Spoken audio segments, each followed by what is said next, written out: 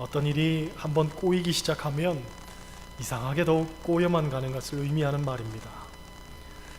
연휴가 시작하는 날 저희 집 주방에 갑자기 수도가 새기 시작하는 겁니다. 아니, 멀쩡히 있던 수도가 왜 하필 명절 연휴가 시작하는 그때에 샌단 말입니까?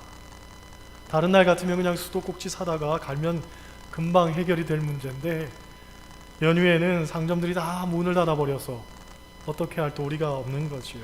그러니 드라이버 가지고 물을 쓸 때는 열었다가 안 쓸 때는 닫았다가, 이게 여간 귀찮은 일이 아니었습니다. 그런데 오후쯤 되었나 제 아들이 아빠, 화장실 불이 깜빡거려 그러는 겁니다. 등이 나간 거라고 생각하고서는 제가 형광등을 교체를 했는데 여전히 깜빡거리는 거예요. 분명히 새 걸로 갈았는데 깜빡거리는 걸 보니까 안전기가 고장이 난 거죠. 그런데 연휴에 또 안전기 파는 가게가 어디 있습니까? 다 문을 닫았죠. 하루만 일찍 고장 났으면 이거 금방 사다가 가면 해결이 되는데, 연휴 시작하는 날, 하필 그날 말이죠, 고장이 나니까 이틀 동안을 화장실만 가면 깜빡깜빡 거리는데 얼마나 정신이 없든지요. 더구나 연휴에 제 아내 이 몸조리 도와주겠다고 처형이 둘이나 왔습니다. 그런데 주방에는 물이 새지요, 화장실 불은 깜빡깜빡 거리지요. 그러니까 뭐 이런 일이 다 있나 싶은 거예요. 그렇게 이틀을 보내고 난 다음에 이제 추석 다음 날이죠. 상점들이 일제히 문을 열었기에 제가 수도하고 안전기 사다가 갈았습니다. 별로 어려운 일은 아니었습니다. 수도는 너트 풀고 그냥 끼워 넣기만 하면 되는 거고, 등은 떼가지고 선 몇 가닥 연결하고 다시 부착하면 되는 일이었죠. 그런데 처형들이 옆에서 보고 있다가 아유, 목사님은 못하는 일이 없네요. 뚝딱 하면 다 되네요. 그러는데 순간 어깨에 힘이 딱 들어가는 거예요. 우리 남편들은 그런 거 할 줄도 모르고 벽에 못 하나 박을 줄도 몰라요. 그러니까 그냥 더더욱 힘이 불끈 솟는 거예요. 그냥. 그러고 난 다음에는요, 갑자기 물이 새는 것도 고맙고 등이 나간 것도 이게 고마운 거예요. 덕분에 제가 뽐낼 기회를 얻은 거잖아요. 그죠? 이 일을 통해서 제가 두 가지를 느꼈습니다. 먼저, 칭찬은 고래도 춤추게 한다 하는 것 다시금 느꼈습니다. 제가 한 일이 아주 대단한 일도 아니고 그냥 보통의 남자들에게는 그냥 시덥지 않은 일입니다. 아마 처형들도 형님들이 할 줄 몰라서 제게 그렇게 말한 게 아니라 그냥 관용구처럼 의미 없이 던진 말일 수 있어요. 그런데 뻔히 알면서도 그 칭찬 한마디가 제게는 남다르게 느껴지는 거죠. 이틀 동안 제가 조바심이 나고 짜증났던 그 모든 것들이 아주 시원해지고 후련해지는 느낌이었어요. 칭찬이 귀합니다, 여러분. 성경을 보면 예수님은 칭찬의 대가였다는 것을 우리가 알 수 있습니다. 누가복음 21장을 보면 과부의 헌금에 대한 이야기가 나오거든요. 먼저는 부자들이 헌금하는 것이 예수님의 눈에 들어왔습니다. 부자들은 부자답게 남부럽지 않은 금액의 돈을 헌금했겠죠. 그런데 예수님은 그에 대해서는 어떠한 말씀도 하지 않으십니다. 그러던 중에 한 가난한 과부가 2렙돈의 헌금을 하는 것을 보셨습니다. 렙돈은 동전 단위입니다. 자료에 의하면 노동자의 하루 품삯의 100분의 1에 해당하는 금액이었다고 합니다. 오늘날로 환산하면 1,000원 정도 되는 돈이었습니다. 그러니 과부는 그 돈을 들이면서 혹 마음에 부끄러움이 있었을지도 모릅니다. 그래서 아마 아무도 보지 않기를 바랬을지도 모릅니다. 그런데 그걸 예수님이 보셨어요. 그런데 예수님이 그 과부를 칭찬하시면서 이 가난한 과부가 가난한 중에도 자기가 가지고 있는 모든 것을 넣었기 때문에 다른 사람이 헌금한 것보다 많이 넣었다 하면서 칭찬을 하는 거죠. 성경에 나오지 않지만 그 순간 과부의 마음은 어땠을까 상상해 봅니다. 누구보다 적은 금액을 드리는 그 손길이 부끄러웠을지도 모르는데 예수님의 그 칭찬 한마디에 뿌듯한 거예요.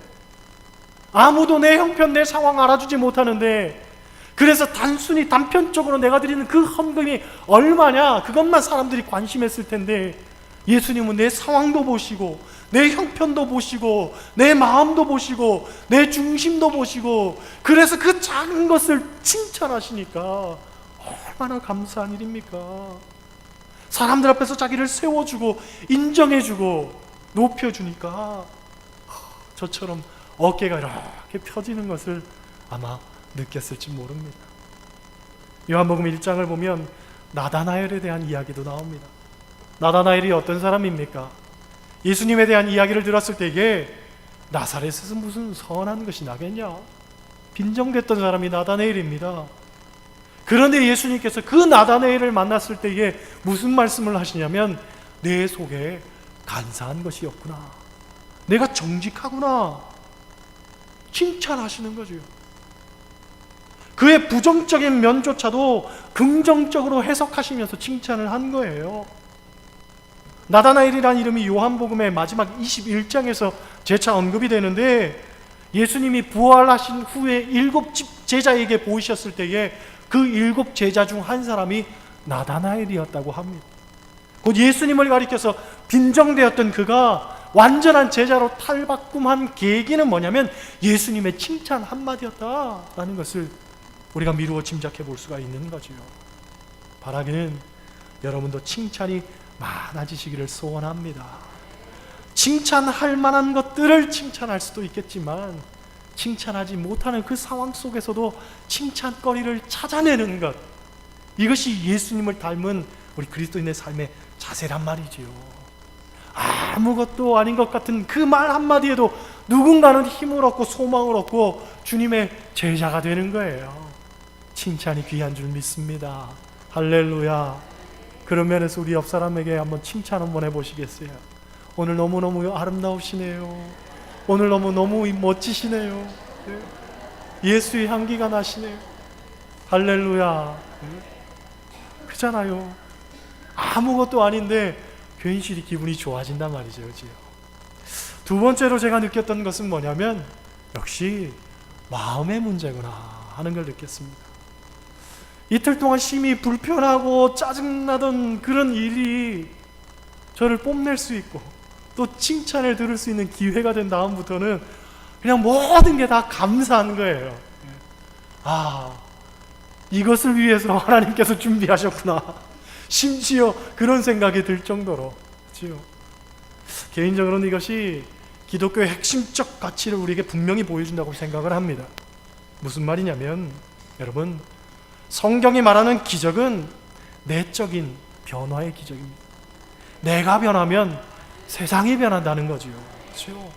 물론 초자연적이고 초월적 기적도 분명히 있습니다. 하지만 더 큰 기적은 사람의 변화라는 거지요. 절대로 변하지 않는 게 사람입니다. 그래서 우리 속담에 3살 버릇 80까지 간다고 했죠. 그런데 그렇게 변할 것 같지 않은 사람이 변한다는 것, 얼마나 놀라운 기적입니까? 성경의 핵심은 바로 그것입니다. 사람의 변화. 절대로 변할 것 같지 않던 사람이 변화되는 것. 그런데 사람이 어떻게 변화될 수 있습니까? 오늘 본문 말씀 보면 예수님께서 변화산에 올라가셔서 기도하실 때에 그의 용모가 변화되었다라고 이야기합니다. 여러분, 기도할 때에 사람이 변하는 줄 믿습니다. 왜 기도할 때 사람이 변화됩니까? 기도할 때 우리는 하나님을 만나거든요. 하나님과 대면하기 때문에 우리의 삶이 변화되는 거예요. 용모가 변화되는 거예요. 그렇죠? 모세가 산에서 기도하고 내려올 때에 그의 얼굴에 광채가 났다고 합니다. 광채는 단순히 환한 빛, 밝은 빛이라고 해석을 해서는 안 됩니다. 하나님의 모습으로, 하나님의 사람으로 변화된 거지요. 마찬가지로 우리의 성도의 얼굴은 아무리 환경이 어려워도 하나님을 바라보면서 우리의 얼굴이 변화돼야 됩니다. 그렇죠? 사람을 보고 얼굴이 변하고 환경을 보고 얼굴이 변해서는 안 된다는 거예요. 명절에 남편을 보면서 얼굴이 변하고 며느리 때문에 얼굴이 변해서는 안 된다는 거예요. 항상 우리의 얼굴은 하나님을 보면서 긍정적으로 변해야 될 줄 믿습니다. 사람 얼굴은 내적인 얼굴이 있고 외적인 얼굴이 있습니다. 그런데 이 둘은 다 연관이 되어 있어서 내적인 얼굴의 상태가 외적으로 표출이 되는 거죠. 때문에 속에서 근심하고 병들면 먼저 얼굴색부터 변하잖아요. 그렇죠? 그래서 용한 의사는 얼굴색만 봐도 대충 병명을 알아낸다고 하죠. 또 40이 되면 자기 얼굴에 책임을 져야 된다는 말도 있습니다. 여러분 얼굴은 어떻습니까? 제가 아는 목사님 한 분은 어딜 가든지 말이죠, 사람들이 목사님 아니세요? 그렇게 물어본다는 거예요. 아니 달리 알 방법이 없는데 그냥 얼굴만 보고서도 사람들이 목사님 아니세요?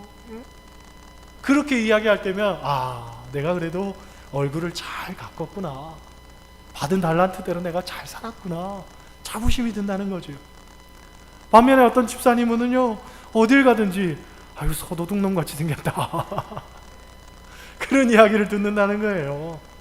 물론 생김새가 거칠게 생겨서 그렇기도 하지만 그분의 인생을 좀 곰곰이 돌아볼 필요가 있습니다. 얼굴에 관한 유명한 얘기가 있습니다. 레오나르도 다빈치가 최후의 만찬을 그림 그릴 때 전국으로 돌아다니면서 모델을 찾았습니다. 그런데 마침 예수님의 모습과 정말 그런 얼굴을 지닌 사람을 만났어요. 너무나 온화하고 인자하고 중후한 얼굴을 하고 있는 사람. 그래서 그 사람을 불러다가 예수님의 얼굴을 그리고 사례를 했습니다. 그렇게 사람들 하나씩 찾아내면서 베드로를 찾아서 베드로의 얼굴도 그리고, 안드레의 얼굴도 그리고, 야고보의 얼굴도 그리고, 요한의 얼굴도 그리고, 그렇게 11 제자의 얼굴을 다 그렸는데 가룟 유다의 얼굴을 못 그린 겁니다. 그래서 10년이 다 되도록 이 그림을 완성시키지 못했다고 하죠. 그러던 어느 날 길가에서 술 취한 사람을 만났는데 얼마나 강팍해 보이고 얼굴이 그냥 세파에 찌들어 보이든지, 저 사람이 가룟 유다의 얼굴로는 안성맞춤이겠구나 싶어가지고 그 사람을 불러다가 드디어 가룟 유다의 얼굴을 다 그립니다.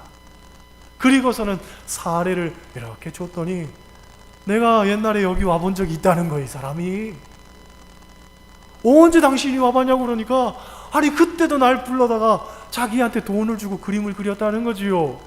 언제 그랬냐니까 10년 전에 자기를 불러다가 예수님 얼굴을 그렸다는 거예요. 예수님 얼굴. 그런데 10년 만에 이 사람이 정말 세파에 찌들고 술이 취하고 강팍한 생활 가운데 젖어들어서 예수님의 얼굴을 가졌던 그 사람이 가룟 유다의 얼굴이 돼버리고 만 거죠. 얼마나 아이러니한 일입니까? 사람 얼굴이라는 게 그렇다는 거예요. 그 사람의 내면의 모습으로 우리의 외형적인 모습도 바뀌어지는 거예요. 그렇기 때문에 우리는 서로의 얼굴을 보고서 은혜를 받아야 됩니다. 교인의 얼굴을 보면서 목회자가 은혜를 받아야 되고, 또 목사의 얼굴을 보면서도 교인들도 은혜를 받아야 되고, 부모의 얼굴을 보면서 자녀가 은혜를 받아야 되고, 남편의 얼굴을 보면서 아내가 은혜를 받아야 되고. 할렐루야. 우리 옆 사람을 보세요. 은혜 받을 만한 얼굴인가? 어느 집사님 부부가 자주 다퉜다고 합니다. 툭 하면은 그냥 싸웠다고 그래요. 그러니 남편은요, 부인이 속 좁아가지고 그렇다고 생각을 하고, 부인은요, 남편이 무능력해서 그렇다고 생각을 하는 거예요.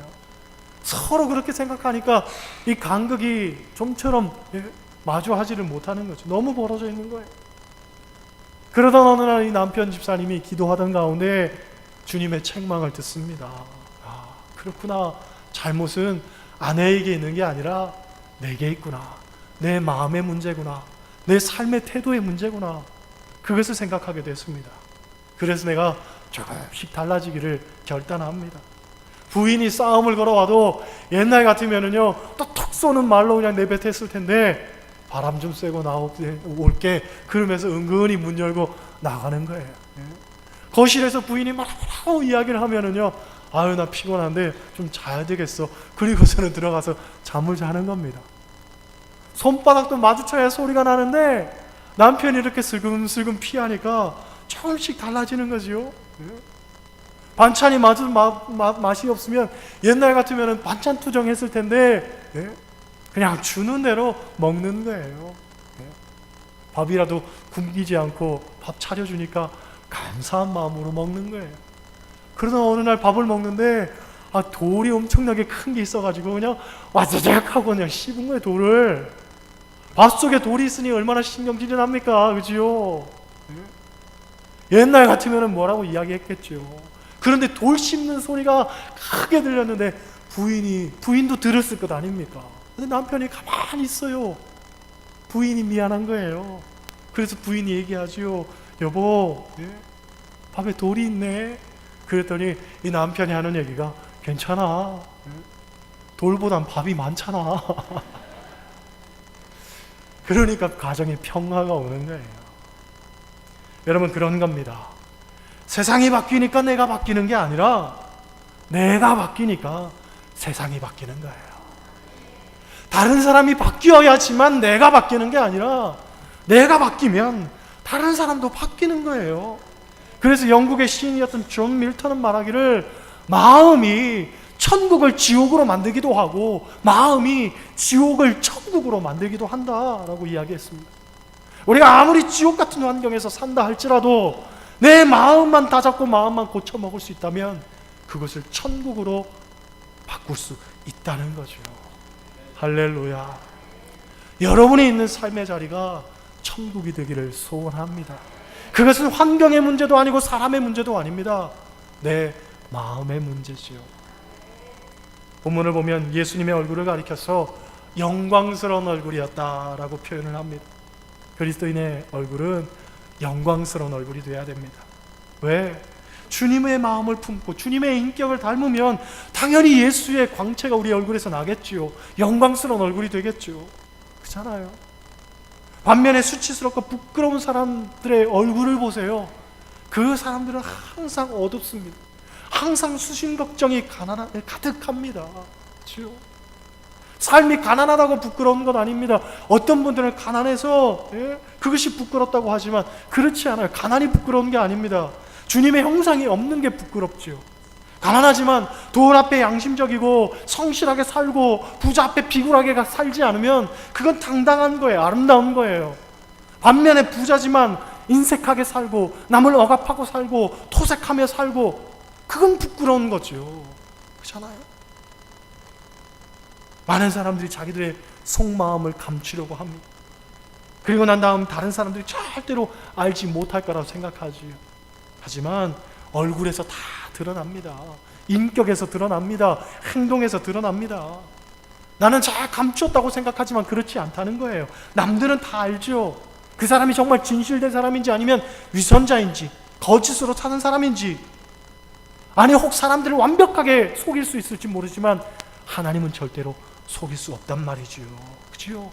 우리가 쓰고 있는 이 가면은 언젠가 다 벗겨질 거예요. 하나님이 반드시 그 속을 드러내실 때가 있단 말이지요. 그러니까 우리의 얼굴이 정말 하나님 앞에 정직해야 됩니다. 마음의 얼굴도 정직해야 되고 우리의 이 내적인 외적인 얼굴도 정직해야 되고. 할렐루야. 하나님이 주신 그 여러분의 얼굴을 정말 잘 가꾸어 가시기를 소원합니다. 결론의 말씀 보세요. 36절 말씀 보겠습니다. 36절 같이 읽습니다. 소리가 그침에 오직 예수만 보이더라. 제자들이 잠잠하여 그 본 것을 무엇이든지 그때에는 아무에게도 이르지 아니하니라. 할렐루야. 오직 예수만 보이더라. 따라 하시겠어요? 오직 예수만 보이더라. 여러분, 성도의 눈에는 언제나 오직 예수만 보여야 됩니다. 이것이 변화된 성도의 모습이라는 거죠. 사람의 변화 가운데 가장 귀한 변화는 목적의 변화입니다. 목적이 변하면 가치관이 변하죠. 우리는 무엇을 위해서 살 것인가? 이게 참 중요하단 말이죠. 주님을 만난 다음 우리의 삶의 어떤 목적을 점검해야 됩니다. 가치관을 돌아봐야 됩니다. 그래야 우리의 인격의 모습들이, 내면의 모습들이 우리의 얼굴을 통해서 온전하게 나타나는 거지요. 한국의 슈바이처라고 불리는 장기려 선생에 관한 일화입니다. 이분에게 춘원 이광수 씨가 던진 질문이 있습니다. 당신은 바보요? 아니면 성자요? 라는 질문입니다. 우리나라 최고의 외과 의사로서 명성을 지닐 수 있음에도 불구하고 이분이 죽은 후에 남겨놓은 것이라고는 복음병원 옥상에 옥탑방뿐이었다고 합니다.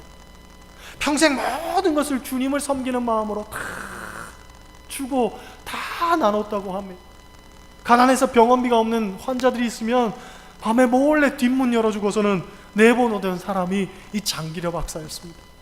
그런 삶을 사니까 당신은 바보입니까? 아니면 성자입니까? 하는 질문이 나올 만한 거죠. 그렇죠? 그러나 세상의 눈으로는 바보 같았지만 그보다 더 똑똑한 삶은 없었다는 거죠. 왜냐하면 그분이 죽고 난 다음에 이분을 뒤따르고 싶었던 후학들이, 사람들이 훗날 줄을 잇고 그분의 영광스러운 이름의 후세에 두고두고 회자되고 또 기억되는 겁니다. 바보 예수라는 영화도 있습니다. 세상적인 눈으로 봤을 때 예수님은 바보와 같다는 거죠. 얼마든지 영광과 권세를 다 가질 수 있음에도 불구하고 이 모든 것 내려놓고서 십자가에 달려 죽임을 당한 것이 마치 바보처럼 보인다는 거죠. 그러나 그분이 죽음으로 인해서 인류가 산 거예요. 저와 여러분이 산 겁니다. 마찬가지입니다. 그리스도인은 어떤 면에서 바보가 되어야 할 줄 믿습니다. 세상 사람들이 뭐라고 하든 간에 우리의 눈에는 오직 예수만 보여야 되는 거예요. 그러니까 예수만 보이니까 언제나 기쁜 거지요. 언제나 신실되는 거지요. 언제나 웃는 거지요. 아무리 형편이 어렵고 상황이 어려워도 우리는 웃으며 사는 거예요. 항상 기쁘고 범사에 감사한 삶을 사는 거예요. 성경은 우리에게 권면하지요. 너희가 먹든지 마시든지 무엇을 하든지 다 하나님 영광을 위하여 하라. 바라기는 여러분의 눈에는 오직 예수만 보이기를 소원합니다. 그래서 오직 예수의 영광만 위해서 살기를 소원합니다. 오늘도 여러분의 얼굴은 밝고 여러분의 삶도 밝고 어떤 형편과 어떤 상황에 있든지 간에 기쁨과 감사를 잃지 않고 사는 여러분 되시기를 주님의 이름으로 간절히 축원합니다. 기도하시겠어요?